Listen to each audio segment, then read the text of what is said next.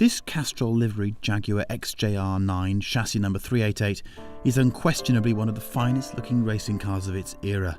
It weighed under 900 kilograms and had over 700 horsepower. We're going to drive it and then discuss its fascinating history.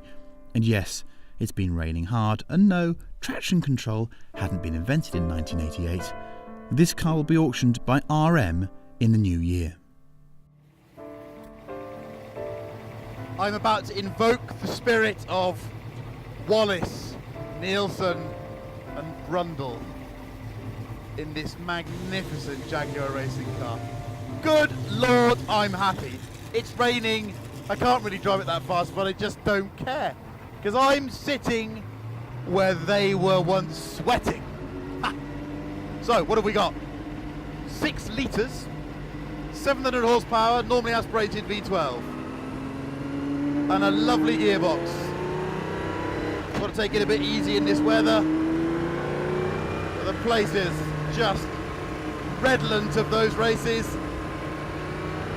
Ooh. Okay, it has got ample power, to say the least. Druid, would you believe it, is a little heel and toe and then back down to first, like that. Front axles giving me some feedback, not an awful lot. Steering much lighter than I'd expected. Really, really lovely thing. Into Graham Hill. Not getting much push. Second gear, open it up a bit. Third, gearing's absurdly long for round here. There's water spitting out of the louvres ahead of me.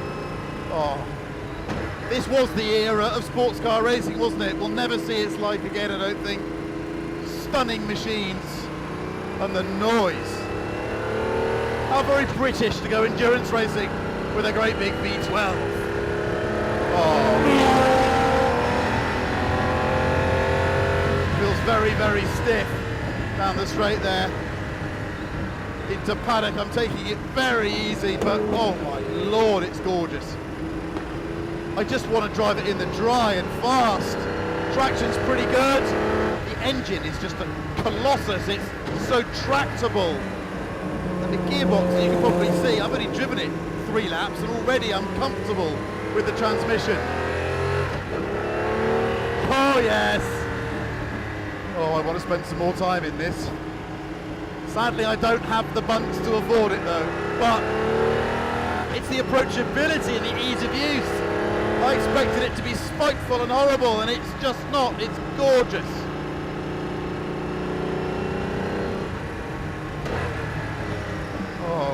Wow, wow, wow. Yes, what a thing.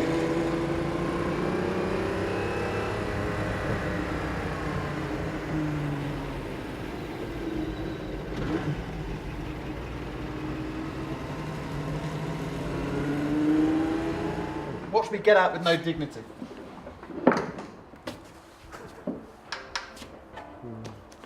That was eye-opening. And when you've just jumped out of something like that, you kind of need to speak to someone that can clear your mind. Who better than Andy Wallace, bloke that won at Daytona in this very chassis. Let me get my lid off, if I ever can. Andy, talk me through why this thing is the way it is, and first of all, why I have to be quite careful in the wet. There's a couple of things about this car that mean that in those conditions, you don't want to let it step out, right? Well, the thing you have to remember is this car is pretty much all engine with a bit of car bolted to it. When you lift the engine cover off and you see just how enormous that V12 is. So you've got that, it's behind your head, that pendulum effect is really strong. Also with 12 cylinders, there's a lot of compression. So if you back out of it because you've got a bit sideways, it doesn't actually do any favours. When it was starting up earlier and warming up, I was out the back with you and I said to you, do you look at this and view it as some old snotter that you once raced and therefore it's a time gone by, or do you look at it and think, pretty cool, and you kind of nodded sagely to yourself and went, look at it, it's pretty cool? No, I mean, look, it really is cool, isn't it? I mean, these things are fantastic. What I remember was in 90 when we won Daytona in this car, it wasn't a new car. It'd already done Daytona, I think, in 2 previous years. But we arrived at the track before the first day of practice and looked at the cars, and the guys had done such a fantastic job. Everything on the car looked absolutely brand spanking new and clean and sparkling, but they were 2-3-year-old cars. And I think one point you made, which was very interesting, is that this back end Group C IMSA era everyone was doing something different, and if you're doing something different, pretty cool to turn up with a massive V12, yeah? Well, it's fantastic. As you say, they all sounded different, they all looked different, they were all very, very different to drive, and they're all quick in different places on the circuit. So I think the racing was really interesting. Also, in those days, the closing speed on the straight, the difference in speed between the classes was very high. So you could pass somebody at maybe 40, 50 miles an hour, which of course you don't do now. The other thing was the drivers of the slower cars realised they were second-class citizens in those days, whereas now they're all empowered, and so you have all this contact going on. If you're in a slow car, and a really good friend of mine who I drove with many times, Butch Leisinger, was driving a small GTU car when we won Daytona in '90, and he used to just cower at the bottom of the banking and hide when he heard the Jaguar come in, which was exactly the thing he should have done. But people don't do that these days. So you felt great driving this. You were doing 200 miles an hour on the banking. There were a lot of cars, but you just whizzing past them. It was brilliant. An Englishman winning in an English car one of the greatest endurance races out there. I mean, come on, you pinch yourself, don't you? No, it was fantastic. It really, really was something. And something you have to remember about Le Mans versus Daytona. Of course, Le Mans is the big race. It's the one everybody wants to win. But Daytona is very, very physically difficult. It's difficult for the driver. It's difficult for the car. It's almost 13 hours of darkness. There's no floodlights. It was very, very dark. It's bumpy. It's on the banking. 55 starters on only a 3.5 mile track. So it's really, everything's getting pulverised. And on top of that, as you start the race around 3, 4 in the afternoon maybe, it goes into darkness. It's not unusual to be close to 0 C in January, February in Florida at night, but the next day the sun comes up and it gets really, really hot. Not unusual to be 30 C. So you think you're okay, you've done most of the race, the sun comes up, it gets hotter and hotter and hotter, and you melt. And you're in sight of the flag, but you're not there yet. You've still got a few more hours to go, and it's killer. It can be.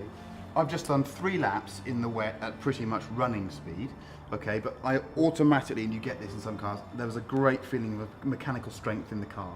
Did it feel like a tank to you? Did it feel like something that would just keep going? Well, I mean, its speciality, especially the V12 cars, the speciality was the long distance ability. As long as you didn't over-rev on the downshifts, because there is a possibility of breaking a valve spring, if you kept the downshift revs level, it would just go and go and go. Fantastic car, really, really strong. So that's how it drove in period, but allow myself and RM's Max Girardo to explore a little more about the history of this particular car. Max, we're here at Brands Hatch. It looks lovely and dry and accommodating, but it's been a pretty foul day. But we have with us what has to be the best looking Group C car in that livery? Not only the best looking Group C car, I think the best sounding Group C car as well. That's the important bit, I think. Yeah, absolutely. Absolutely staggering. Talking to Andy Wallace earlier about the fascination of Group C, which will remain the sports car era of choice for anyone, I think. He was quite right to point out that there was such variety.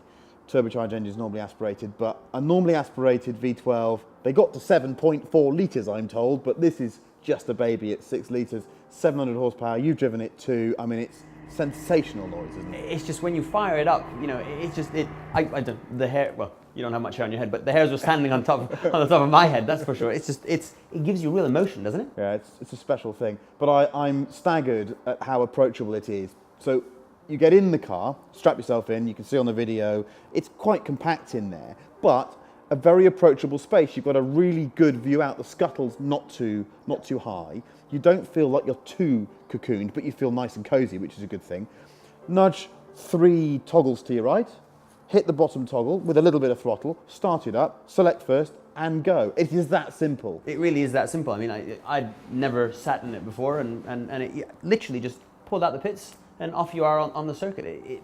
I couldn't quite believe how simple it is. And I suspect that you could start it in the first 3 gears, couldn't you? Just pull the clutch out. It's got so much torque, it just goes. So much torque, so much torque. You actually almost don't need to change gear. If you're feeling lazy, you can just keep on going around without changing gear. There is that much torque. But that gear shift as well, isn't it just fantastic when you're going through the gears? So short and precise. Oh, great. I often think when I drive a modern street car that has a manual gear shift, there's not many left obviously, that when they try and define the feel of a gear shift in a sports car, that's probably the approximation of what they want.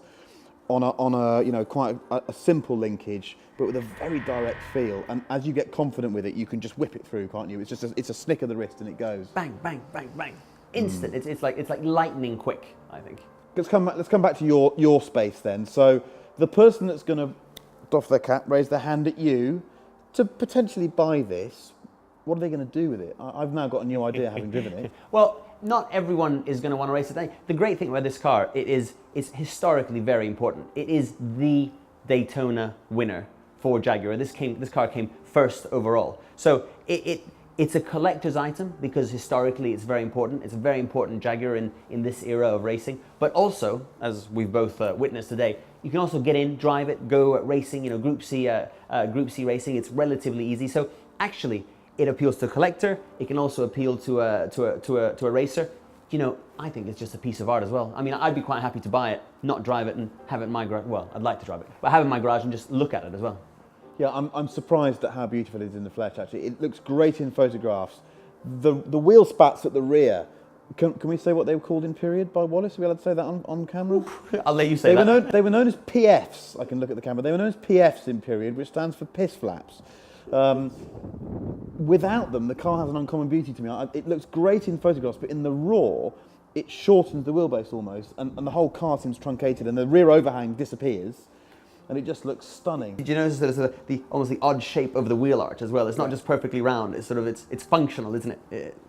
The history of the vehicle is absolutely unparalleled. So there were only 2 Castrol V12 Jaguars of this type. This one has 1 Daytona. It's come second at Sebring, and it's chassis raced for 3 years. It's done everything.